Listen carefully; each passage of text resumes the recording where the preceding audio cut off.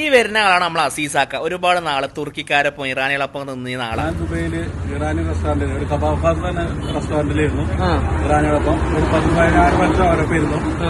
പല ഫുഡുകളും ഞാൻ പല കുക്കുകളൊപ്പം നിന്ന് പഠിച്ചതാണ്. ടിക്ക കബാബ്, പിന്നെ ആടിന്റെ തല, സിസ്ലർ ബീഫ്, പിന്നെ റൈസുകൾ തന്നെ ഒരുപാട് ഐറ്റംസ് റൈസ്, റുമാൻ റൈസ്, വെജിറ്റബിൾ റൈസ്. പെരിന്തൽമണ്ണയിൽ ബാരിസ്റ്റ കുറെ മുമ്പായിട്ടുണ്ട്. പക്ഷെ അസീസാക്ക വന്നതിന് ശേഷം അവിടുത്തെ ഡിഷസുകളൊക്കെ ഫുള്ള് മാറ്റം വന്നു. പക്ക അറബിക് ഒത്തന്റിക് ആയത് ഇവിടെയാണ്. നമ്മുടെ നാട്ടില് മലപ്പുറം ജില്ലയിൽ ഒരു മുക്കിനും മൂലയിലും ടർഫ് എന്നൊക്കെ പറഞ്ഞ പോലെയാണ് ഇപ്പോൾ ഷവർമി അൽഫാമിൻ്റെ കടകൾ ഒക്കെ മലയാളി ഫൈഡാണ്. ഇതിപ്പോൾ തുറക്കൂല കേട്ടോ, അതൊരു സസ്പെൻസാണ്. അത് തുറക്കുമ്പോൾ പറയാം അതിനെ പറ്റിയിട്ട്. അത് അവിടെ അങ്ങനെ നിന്നോട്ടെ കേട്ടോ. അപ്പോൾ ഞാൻ പറഞ്ഞതെന്താ വെച്ചാൽ ഒരുപാട് ഷോപ്പുകൾ ഒക്കെ ഇന്ത്യൻ വേർഷനാണ്. ശരിക്കും നമുക്ക് പക്ക അറബിക്കാൻ എനിക്ക് തോന്നിയത് ബാരിസ്റ്റയാണ്. ഇതിവിടെ വന്ന് നിങ്ങൾ എക്സ്പീരിയൻസ് ചെയ്യേ വേണം. കബാബുകളായാലും തുർക്കിഷ് ടൈപ്പ്.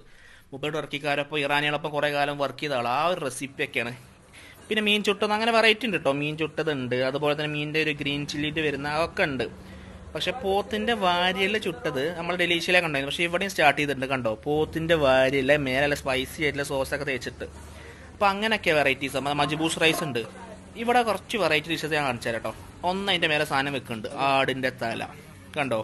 ഇതൊന്നും ഞാൻ വേറെ എവിടെയും കണ്ടിട്ടില്ല കേട്ടോ. മലപ്പുറം ജില്ലയിൽ ഒരുപാട് ഷോപ്പുകളുണ്ട്. മന്തി എന്ന് പറഞ്ഞ് ഇങ്ങനെ കൊടുക്കുന്നുണ്ട്.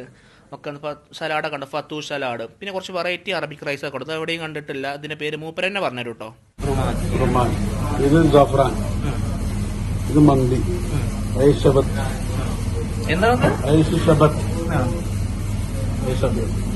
ഇസ്താംബുളി. അവസാനത്തെ പേര് കേട്ടിട്ട് കുറച്ച് കിളി വേറിട്ടോ. കാരണം ഒന്നും കേട്ടിട്ടില്ല സംഭവം. അതാണ് ഇങ്ങനത്തെ ഐറ്റം കൊടുക്കുന്നുണ്ട്. ഈ ഒരു കോംബോ ആയിട്ട് കൊടുക്കുന്ന ഒരാൾക്ക്. അല്ലാതെ ഇത് സെപ്പറേറ്റ് റൈസ് വേണമെങ്കിൽ അങ്ങനെയും ചെയ്ത് കൊടുക്കുന്നുണ്ട്.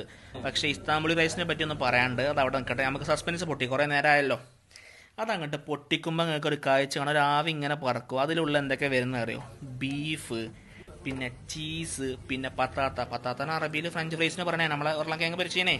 അപ്പോൾ ഒക്കെ പാടെ അങ്ങനെ മിക്സ് ആയിട്ട് കഴിക്കണം. ബീഫിൻ്റെയും ചീസിൻ്റെയും ഫ്ലേവർ വരുമ്പോൾ ഇത് നെക്സ്റ്റ് ലെവലാവും. ഇത് മസ്റ്റ് ട്രൈ ചെയ്യുക. ബീഫിൻ്റെ ഫ്ലേവർ ശരിക്കും അറിയാൻ പറ്റും കേട്ടോ. ഇത് നിങ്ങൾ കഴിച്ചു നോക്കേണ്ട സാധനം തന്നെയാണ്, വേറെ ലെവൽ. പിന്നെ പോത്തിൻ്റെ വാരിൽ ചുട്ടുണ്ട് ഇവിടെ.